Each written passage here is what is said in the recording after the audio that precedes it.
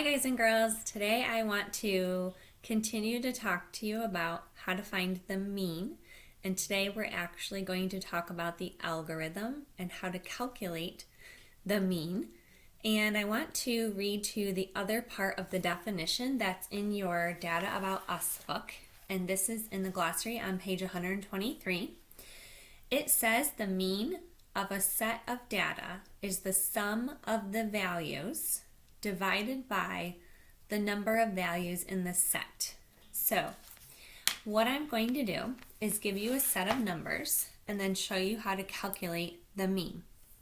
And this will also help you to complete your IXL assignment that you have. So I'm going to first give you a set of data values from the IXL and then show you how to calculate the mean. And this is the algorithm or the rule to find the mean. What I want to talk to you about first though is how sometimes mean, median, mode, they get mixed up. They all start with M. So one of the ways to remember mean is to think about that other meaning of the word mean, which can sometimes relate to being not so nice. Now, I don't want you to shout out any names of anybody that you might be thinking of, but I want to just give you a little background story. When I was your age and I was learning math, believe it or not, it wasn't always my favorite subject. And one of the reasons is because I had a teacher that wasn't so nice in the way that she taught. And what I mean by that is sometimes she was a little intimidating. And one of the reasons is because she had these glasses that she wore. And she didn't wear them like this. She wore them like this. And she would stare down the end of her nose at you. And once you got that look, you knew she meant business. Sometimes they would be up here when she was reading, but if you were doing something you weren't supposed to, you got the look. And when that mean teacher look came, you knew she meant business. So I always remembered when I saw that, I better make sure I know the answer to the question or she's really going to get mad. And sometimes I didn't know the answer to the question.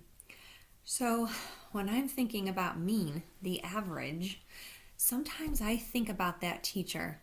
And what if that teacher was staying up at night with those glasses on the tip of her nose and she had her calculator in hand and she was calculating all of my grades for the quarter? Because back in the day, when I was your age, we didn't have a computer to do that for us. So I'm thinking about that mean teacher calculating all of those grades up late at night with her glasses on the tip of her nose, and she probably had one of these in her ear or in her hair somewhere. So if that helps you remember that she's finding your grade point average, the mean, the average, remember that. Okay? But I don't wear glasses, so off with those. And I'm going to turn the camera now so that we can try to figure out what this is talking about with this mean and average here, okay? So let's take a look at some of the problems on your IXL. This is level G, X2, find the mean. So it asks you what is the mean, and it gives you a list of data. And you have the following numbers: 86, 79, 83, 85, 93, 83, 54, 87, and 88. So the first thing that I did was in my calculator added all of those scores together. And I said scores because these could be scores that you get on your assignments for the quarter. So I added all of those together and I got 738. Then I counted how many scores were there total, because I want to know the total pieces of data. So I just went across 1, 2, 3, 4, 5, 6, 7, 8, 9. And then for the third thing, it says take the sum and divide it by the total number of data, or the sum divided by the total number of scores. So I took 738 divided by 9, and I'm going to calculate that, and that gives me 82. So what this is saying is, if these were all of my scores for the quarter, and it looks like I have some 80s, I have a 79, I have a 93, and a 54, then my score in PowerSchool or on my grade card for that quarter would be an 82. Okay? Now, that's a quick run through. So let's do one together. I have one started for us on the next page. This question in IXL asks, what is the mean? And again, we're given some data. We have 60, 48, 51, 58, 75, 49, and 58. Now again, if these were quiz scores, this would not be something that I would be very proud of, because some of these scores are rather low. And I would be telling myself, I really need to work on raising my score here. So I'm going to put these in my calculator to add together. So 60 plus 48 plus 51 plus 58 plus 75 plus 49 plus 58 equals 399. So I'm going to write that down where it says add all of the data. I got 399. I really just added all of these together. Okay?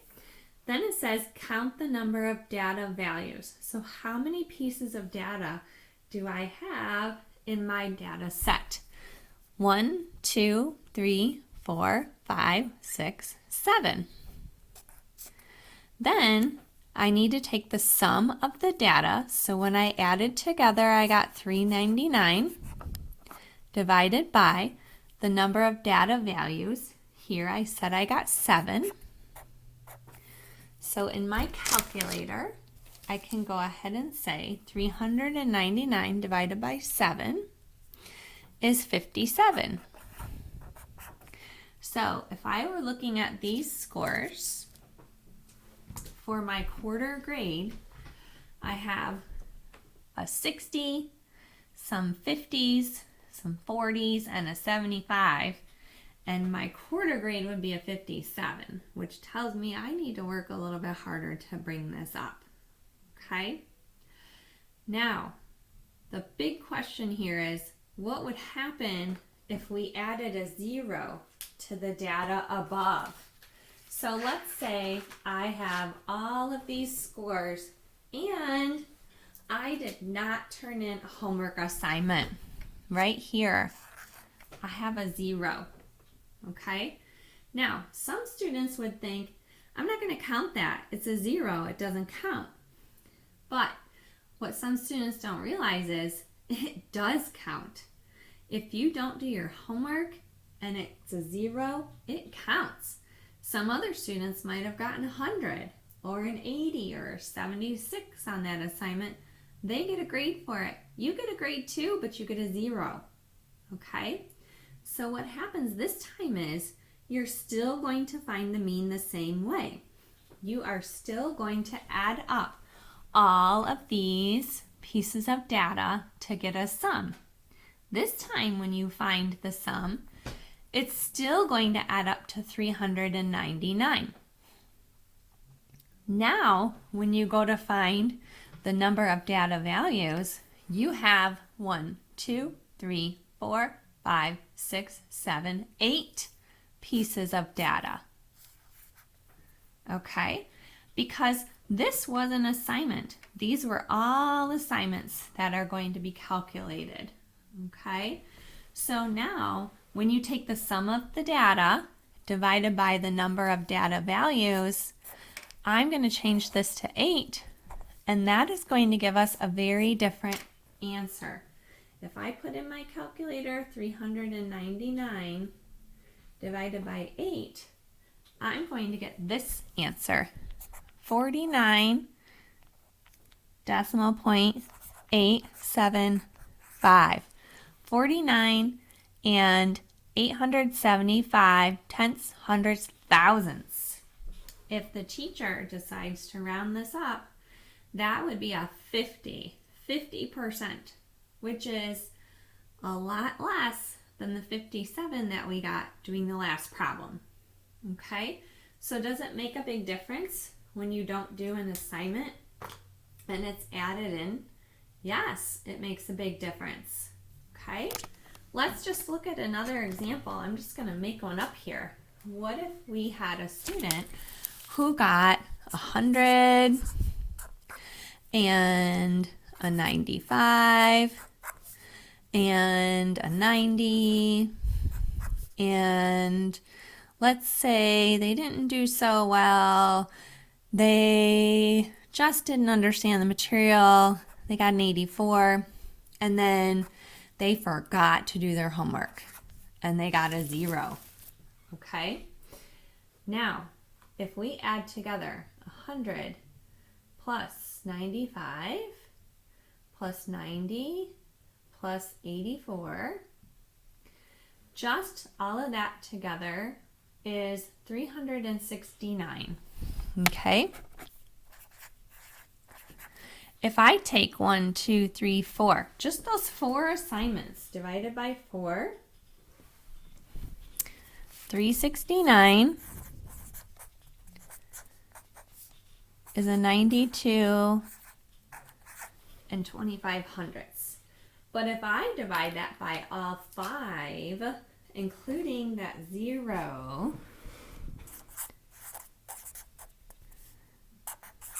okay, right now they're in pretty good shape. If I take it and I include this 0, 1, 2, 3, 4, 5 pieces of data, with this no homework 0, their grade actually drops to a 73 and 8 tenths, or 74%. So huge difference. Okay, so there are lots of reasons in the real world that we use average. You can Google, why do we need to know average? You'll find a lot of stuff about statistics, which leans more toward high school and college classes. So we're just getting a start here in 6th grade, and you may have talked about mean a little bit in 5th grade. So it is important, but one of the things that I wanted to show you is that it really is important to make sure that you do your work as well, because one missing assignment can really affect your grades. Okay, so use your algorithm, add all your data together, divide by the amount of data you have, and you'll get your average. That'll help you with your IXL level G, X2. It'll also help you with finding your average whenever you need to. It's also good to know how to find the average when you are participating in a sport or if you're a fan of a sport. Okay, thank you for watching.